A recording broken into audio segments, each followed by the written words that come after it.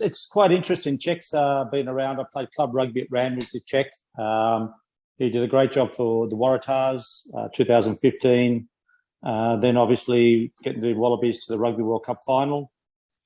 Obviously we didn't win that game against the All Blacks, but to get there was a great effort. Look, I don't know. I think rugby's getting a bit like football. You know, coaches go from one club to another club to another club to another club to another club. Will they make a difference? I don't know. I was fortunate enough in '98 to go and coach in Singapore. 2005, I went to coach in the South Africa with the Natal Sharks. I was a skills coach. And it's very difficult when you come to a different country, when they've got different religion, different culture, different language. It's not easy, you know, because what we know is what we know in Australia. Playing in Italy was very different for me. So, look, I don't know how he's going to go. It's a very tough call, especially a year out from a Rugby World Cup, eh? Mm-hmm. Will they have the players? I see the Argentine captains playing with the Crusaders at the moment. So a lot of players are travelling around. So, look, who knows what's going to happen? Will the players, do they respect Czech? We'll wait and see. It's really for, you know, Czech's got the job. He's got to deliver now. So, you know, it's going to be interesting, especially after 2019. The Wallabies didn't do that well.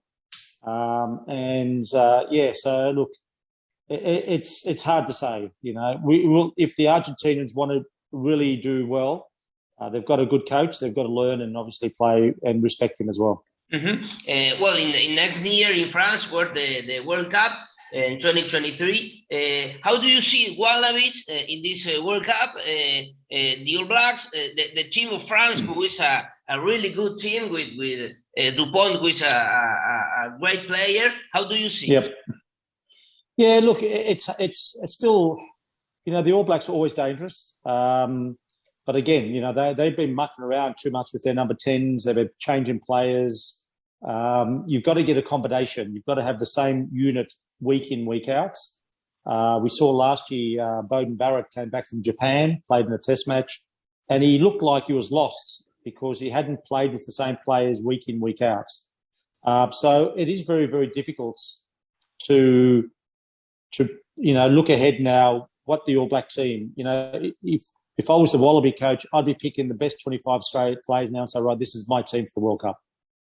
You know, because you can't keep on changing. You know, during the World Cup, combinations, pressure, the understanding, the combinations, that all comes into play.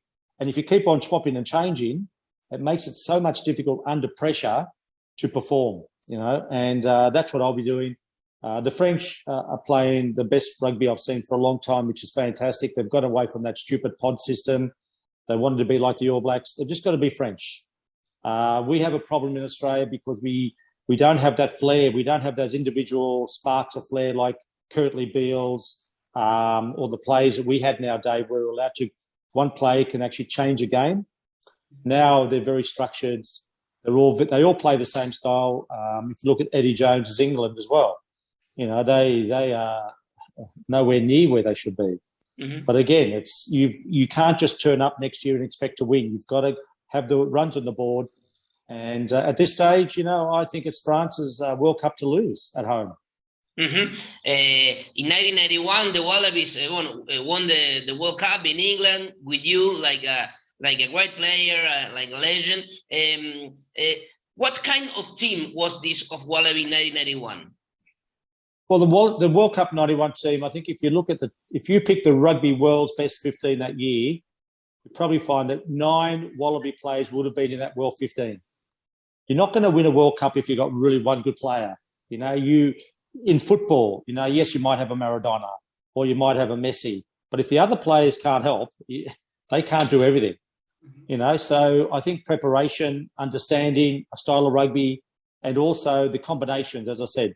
You know, when I played, I was very fortunate. I had a really good relationship with Nick Farr-Jones, Michael Liner. Mm-hmm. As a winger and fullback, I used to talk to the forwards. We all understood our roles and we were all there to help, and we played together for years and years. So it's just like brothers, you know, your mates. You go out there when the pressure's on. You get there and say, guys, okay, this is what we've got to do. We've got to do this. We've got to change that. And we all agree.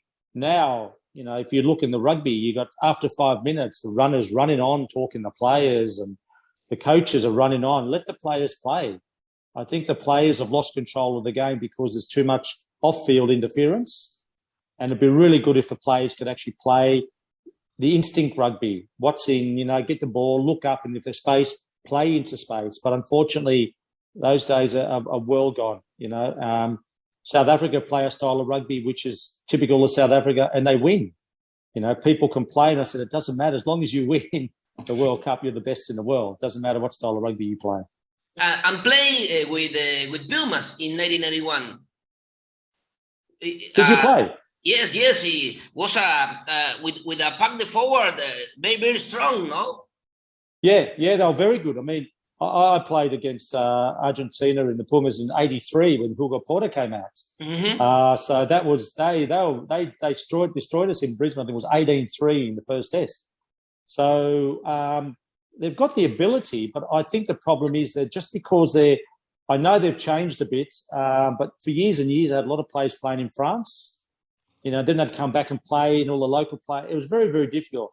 You know, I think cohesion, understanding, and obviously, the more you play with each other, the more you understand. As I said before, that's what it makes rugby so easy when you're playing with your mates week in, week out. Mm-hmm. How does it feel to be a legend in rugby? Because your name is synonymous from glorious, but a really good player. How do you feel that? Mate, it's very difficult because in Australia, no one knows who we are. They don't care about what happened in the past, you know. I mean, my brand, or people know me from overseas because of the style of rugby. They wanted to see that different style of rugby, and we had a great time. But in Australia, I think I've been cancelled by rugby because I'm not allowed to do anything, really. So it's very, very difficult. But, yeah, look, you know, I love all the podcasts I do for overseas. I don't do any in Australia at all. Mm-hmm. So thank you for getting me on there. But yeah, look, you know, I went to Argentina in '83 as well, and we had a fantastic game with Hugo Porta. I was playing for the Barbarians, and yeah, look, you know, I've got a lot of mates around the world, and that's what rugby is so unique. You know, you can travel the world, and 30 years later, you still got friends. Mm-hmm. The last one. How do you see, David, the evolution of sport? Because now we're a physical player, a lot of technically. How do you see this evolution? Yeah, look, I think in the 80s, the Australian sport was really good. Commonwealth Games, Olympic Games, you know, was a lot of, you know, rugby in Australia was really doing well in the 90s. I think there's too much technology. There's too much into it, how big you are, how strong you are, how many Ks you run. You know, after a game of rugby, if I came off and I knew I didn't play well, I didn't need a machine to tell me I played bad. I knew I played bad, you know. Okay. But professionalism has changed a lot. You know, there's a lot of things. They all want to talk to players. As I said, you watch the game. You watch the games on the weekend. How many runners run on the fields? Mm-hmm. You know, in our day when we played, we had 15. We were the best players in Australia. Mm-hmm. We never got injured. We never came off. And we always played well because we played the way we wanted to play. We had coaches who were allowed us to play a style of rugby that was okay. Now it's a total different game. It's very sad to see.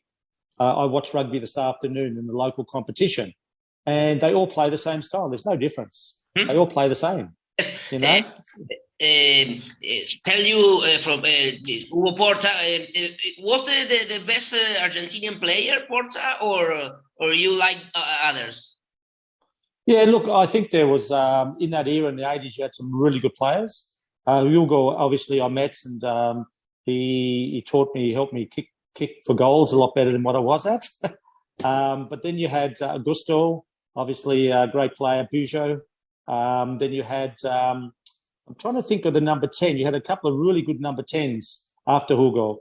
You had a great back line. Gonzalo Quesada, maybe? Yes, Quesada.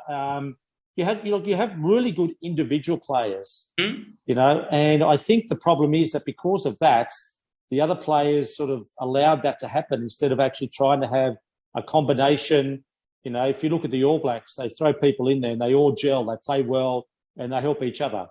But again, you know, I played in Italy against I played with Fabio Gomez.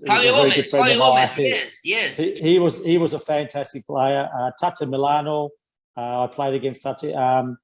Diego Dominguez, obviously, who was Argentine, played for Italy.